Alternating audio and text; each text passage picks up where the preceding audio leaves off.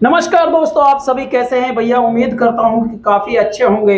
आज हम तमाम चर्चाओं का विषय पर चर्चा करेंगे कि यहाँ पर जो राजस्थान के अंदर 7 सीटों पर जो उपचुनाव होने जा रहे हैं उनकी क्या सरगर्मियां बनी हुई है, किसको क्या टिकट मिलने वाला है। हम बात करें कांग्रेस की, हम बात करें बीजेपी की, तो कौन कौन दावेदार हैं इस टिकट के। मेरे साथ में सहयोगी मेरे प्रदीप जी साथ में चर्चा करेंगे कि भाई किसकी क्या कहां पर पलड़ा भारी रहने वाला है।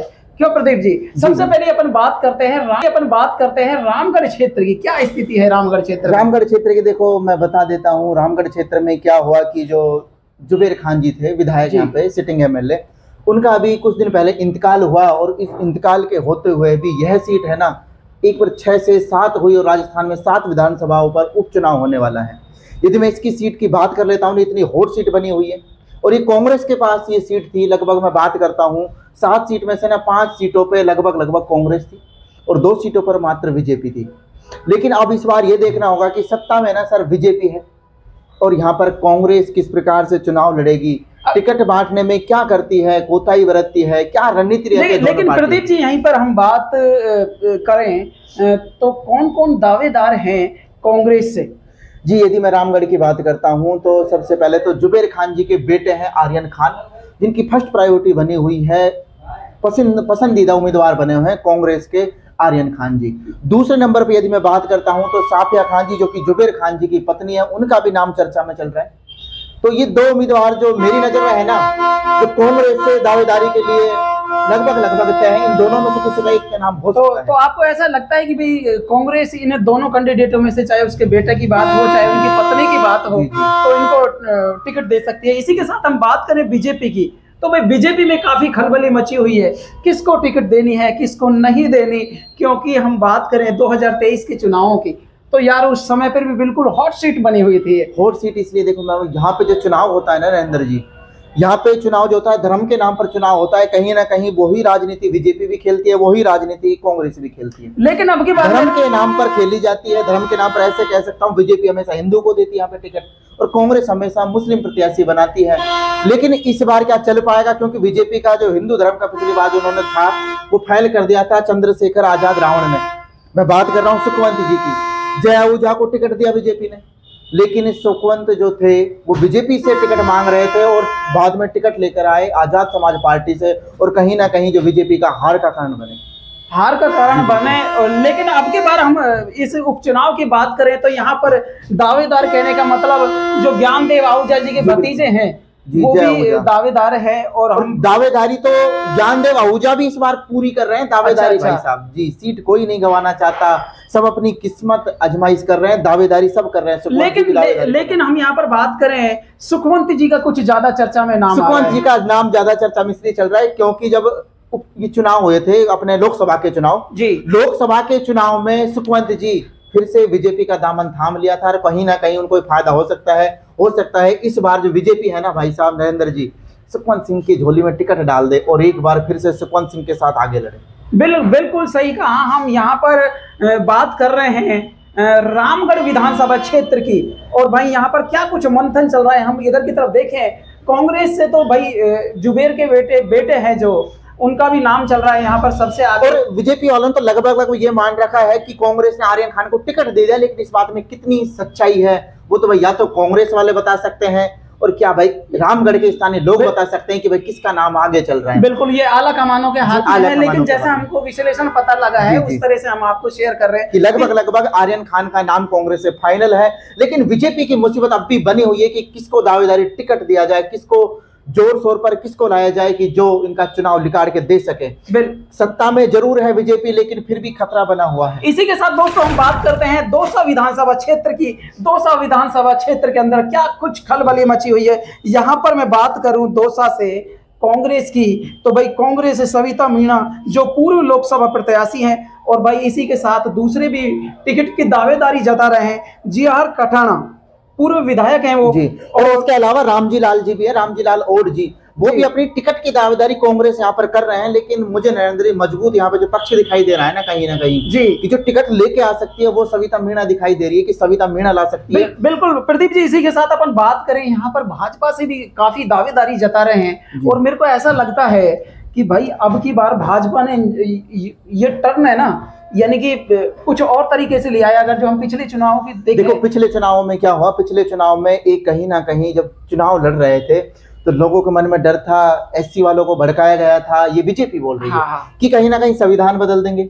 संविधान खतरे में है, संविधान खतरे काफी चर्चा में आई। लेकिन अब बीजेपी के आपने देखा कि जो मदन लाल जी है उन्होंने ट्वीट करके भी बोला और उन्होंने बताया भी कि भाई अब ऐसा नहीं है, हमने वो चुनाव अलग रणनीति से लड़ा और यह चुनाव अलग रणनीति से लड़ा, यानी कि इन्होंने पूरी तरह से अलग तरीके से ये और हम टिकट बांटने में कोई कोताही नहीं बरतेंगे भाई, जो जीता उम्मीदवार है ना उसी को टिकट देंगे, उसी को टिकट देंगे। बिल्कुल बिल्कुल सही कहा। यहाँ पर हम बात करें यार भाजपा से कौन कौन प्रत्याशी है? भाजपा से यदि मैं प्रत्याशी की बात करता हूँ ना, सबसे पहले ना शंकर शर्मा जो पूर्व विधायक रह चुके हैं, उनकी दावेदारी यहाँ पर फिर से एक बार दिखाई दे रही है कि हो सकता है इनको टिकट मिल जाए। यदि मैं दूसरे नंबर पे बात करता हूँ कि जगमोहन जी है, रिटायर्ड आईएएस अधिकारी हैं, उन्होंने भी अपनी टिकट की दावेदारी मजबूती से पेश की है।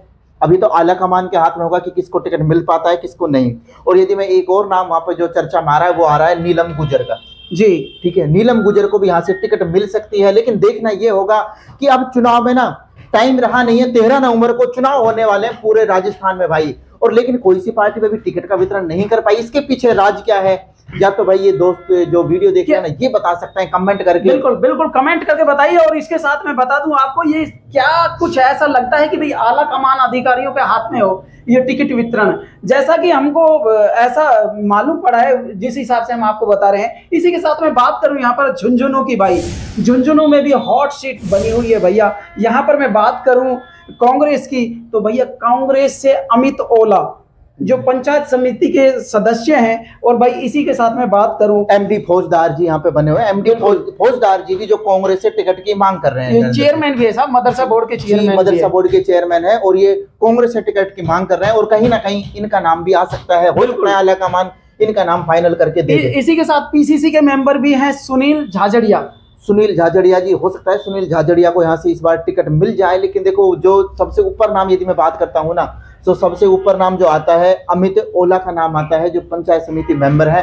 फिलहाल के रुझान के हिसाब से बात कर रहा हूँ, आला कमान के हाथ में किसको टिकट देता है, लेकिन जो गुप्तचरों के अनुसार सूचना हमें मिलती है ना, उसका यही बोलता है कि अमित ओला इस बार टिकट ले सकते हैं। बिल्कुल बिल्कुल। इस बात में कितनी सच्चाई है, जो भी जिस विधान उपचुनाव तो नागौर में किसको क्या टिकट मिलने वाली है? हम कांग्रेस की बात करें, यहाँ पर बीजेपी की बात करें, या बीजेपी ने तो खैर साफ सा ऐसा लगता है कि भी आला कमानों के हाथ में टिकट है। यहाँ पर कांग्रेस की स्थिति भी देखे, लेकिन यहाँ पर भाई मेरे को ऐसा लगता है नागौर के अंदर है ना प्रदीप जी, त्रिकोणीय समीकरण समीकरण इसलिए बनता है क्योंकि कहीं ना कहीं जो भाई बेनीवाल जी है ना जी, और बेनीवाल जी ने यहाँ पे डंडा अपना गाड़ा हुआ है। वो जो कोई सा भी चुनाव हो सब में उनकी टांग आगे रहती है और कहीं ना कहीं नुकसानदायक होती है।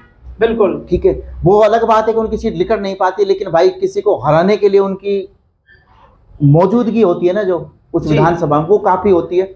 और इसीलिए यहाँ पर हम त्रिकोणीय समीकरण कह सकते हैं। यदि मैं कांग्रेस की बात करता हूँ ना खींव सर से सर, तो रघुवेंद्र मृधा जी जो प्रदेश सचिव है कांग्रेस के, उनको यहाँ पे टिकट की दावेदारी कर रहे हैं, उनको मिल सकता है। दूसरे नंबर पे यदि मैं बात करता हूँ तो बिंदु चौधरी जी पूर्व जिला प्रमुख है, ये भी अपनी दावेदारी मजबूत तरीके से पेश कर रहे हैं, लेकिन ये तो आला कमान के हाथ में किसको टिकट मिलता है। बिल्कुल। इसी के साथ मैं बात करूं यहाँ पर गजेंद्र जी जो ब्लॉक अध्यक्ष हैं भाजपा के, वो कांग्रेस के ब्लॉक अध्यक्ष है, क्या इनको भी टिकट मिल सकती है? कुछ ऐसा चर्चा में नाम आ रहा है। इसी के साथ हम बात करें यार बीजेपी के कौन कौन उम्मीदवार है? बीजेपी की जो देखो, बीजेपी की फर्स्ट नंबर पे चॉइस हो सकती है, मैं फिर बता रहा हूँ कि यहाँ पे ज्योति मिर्धा हो सकती है, कि ज्योति मिर्धा के साथ फाइनल नाम चला जाए। और यदि हम गुप्त सूत्रों की बात करें तो हमें यही पता लग रहा है कि ज्योति मिर्धा की टिकट यहाँ पे लगभग फाइनल बताई जा रही है, लेकिन अभी किसी पार्टी ने टिकट नहीं दिया है। भाई इसके पीछे का राज क्या है ये तो भाई वही जाने। जबकि बीजेपी की तो राज्य में भी सरकार है, केंद्र में भी सरकार है, फिर भी टिकट बांटने में बिल्कुल लेट हो रहे हैं। इसमें देखना होगा कि भाई क्या हो सकता है। बिल्कुल। कनिका बेनीवाल है, वो भी यहाँ से टिकट मांग रही है और उनका कहीं ना कहीं फाइनल हो सकता है। लेकिन उनके अलावा भी ओम प्रकाश सहारण जी यहाँ से टिकट मांग रहे हैं, आरएलपी से टिकट मांग रहे बेनीवाल जी की पार्टी से। यदि मैं बात करता हूँ जो पिछला चुनाव इन्होंने लड़ा, वो इन्होंने जो लोकसभा के मैं चुनाव की बात करता हूँ, या फिर मैं जो इनका विधानसभा के चुनाव की बात कर लेता हूं, वो आजाद समाज पार्टी के साथ गठबंधन के साथ इन्होंने लड़ा था और कहीं ना कहीं जोर में दिखाई दिए थे दोनों, चाहे बेनीवाल हो चाहे चंद्रशेखर रावण जी हो। लेकिन इस बार ये अकेले हैं। क्या तख्ती पलट कर पाएंगे इस बार, क्या सीट निकाल पाएंगे उपचुनाव में? बिल्कुल, तो यहाँ आने पर वाला समय बताएगा। कहने का मतलब नागौर के अंदर त्रिकोणीय समीकरण है। और भाई इससे आगे हम चलते हैं तो भाई उनियारा विधानसभा सीट की हम बात करें तो यार कांग्रेस से भी काफी लोग दावेदारी में है, इधर बीजेपी से बात करें बीजेपी से भी है जी। यदि मैं कांग्रेस की बात करता हूँ ना, कांग्रेस से हनुमंत सिंह मीणा जी वहां से टिकट मांग रहे हैं और कहीं ना कहीं अपनी दावेदारी प्रमुख रूप से बिल्कुल मजबूत तरीके से पेश कर रहे हैं।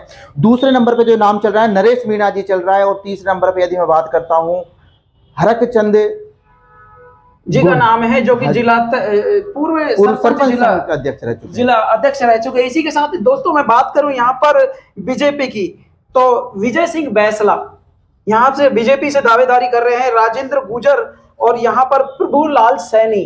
भाई इनको यहाँ से क्या टिकट मिलेगी या नहीं मिलेगी ये तो खैर आला कमान ही तय कर पाएंगे। उसी के साथ हम बात करें यहाँ से, मैं बात कर लेता हूं सलूमबर की, लेकिन सलूमबर से बात करने से पहले दोस्तों आज से फॉर्म भरने स्टार्ट हो गए हैं जी। लेकिन किसी प्रत्याशी ने अभी फॉर्म नहीं भरा है, ना ही किसी ने टिकट दिया है। क्या पता है, यदि मैं प्रत्याशी की बात कर लेता हूं कि किसने नामांकन किया है, किस टिकट के लिए दावेदारी कौन कौन कर रहा है, तो सबसे पहले नाम आता है कांग्रेस से रघुवीर सिंह का। रघुवीर सिंह पूर्व सांसद है और यहाँ से टिकट की दावेदारी कर रहे हैं। हो सकता है कि सांसद के साथ चली जाए कांग्रेस, क्योंकि कांग्रेस सत्ता में है नहीं, तो प्रमुख नेता के साथ जाना ज्यादा पसंद करेगी सर कांग्रेस। बिल्कुल, यहाँ पर भी हम बात करें तो भाई कांग्रेस बीजेपी की ही टक्कर नहीं है, यहाँ पर तीसरी पार्टी और यहाँ पर जी जी। और कांग्रेस से मैं बात कर लेता हूँ रेशमा मीणा जी, जो पूर्व प्रधान है, वो भी दावेदारी यहाँ पे ठोक रही है डंके की चोट पर। वो भी बोल रहे हैं कि हमारी दावेदारी भी कम नहीं है, लेकिन आला कमान के हाथ में है। और एक मैं बात कर लेता हूं पूर्व विधायक बसंती मीणा जी। बिल्कुल बिल्कुल, बसंती मीणा जी भी यहाँ से टिकट की दावेदारी कर रही हैं, लेकिन आला कमान के हाथ में होगा, क्योंकि ये भी पहले विधायक रह चुकी है, इनको भी टिकट मिल सकती है जी। लेकिन इसी के साथ हम बात करें बीजेपी के उम्मीदवारों की भी एक बार बात बता दीजिए, कौन कौन से उम्मीदवार बीजेपी के? मैं बात करता हूँ, सबसे पहले नंबर पर नाम चल रहा है अविनाश मीणा जी का, जो की टिकट की दावेदारी कर रहे हैं, जो की भाजपा में सर महामंत्री रह चुके हैं जी। इसी के साथ हम बात करें बीजेपी से ही नरेंद्र मीणा जी। इसी के साथ हम बात करें जो कि पूर्व देहात महामंत्री है, देहात महामंत्री रह चुके हैं। और तो तीसरा नाम की मैं बात करता हूं, नरेंद्र जी को भी यहाँ पर टिकट मिल सकती है भाई जी। इसी के साथ हम बात करें, एक तीसरा नाम और सामने आ रहा है सोनल मीणा जी, ये भी टिकट की दावेदारी कर रहे हैं। हो सकता है इनको भी टिकट यहाँ से मिल जाए, लेकिन अभी तो पता लगेगा दोस्तों किसको टिकट मिलता है किसको नहीं। इसी के साथ हम बात करें अन्य दलों की, यहाँ पर तो जितेश कुमार भी यहाँ पर दावेदारी कर रहे हैं। तो कहने का मतलब ये है कि भाई त्रिकोणीय समीकरण बनने वाला है जी। हो सकता है, लेकिन देखो चुनाव है ना, ये चुनाव में पहले वो मदन जी ने बिल्कुल सही बात बोली, पहले कुछ और मसला था लेकिन इस बार कुछ और मसला है, क्योंकि सत्ता में बैठी है बीजेपी। यदि राज्य में बात करूं, राज्य में भी बीजेपी बैठी है, केंद्र में बीजेपी बैठी है, तो हो सकता है बीजेपी यहाँ से कुछ सीटें निकालने में कामयाब हो जाए। जितनी ज्यादा से ज्यादा सीट कांग्रेस बचाने में कामयाब हो जाए, कांग्रेस के लिए फायदेमंद होगा। लेकिन हम यहाँ पर पिछला रिकॉर्ड देखें ना, तो भैया कांग्रेस की तरफ पलड़ा भारी था, लेकिन अब की बार क्या बीजेपी जो चुनाव लड़ेगी वो अलग मेथड से लड़ेगी या फिर क्या उनकी रणनीति है?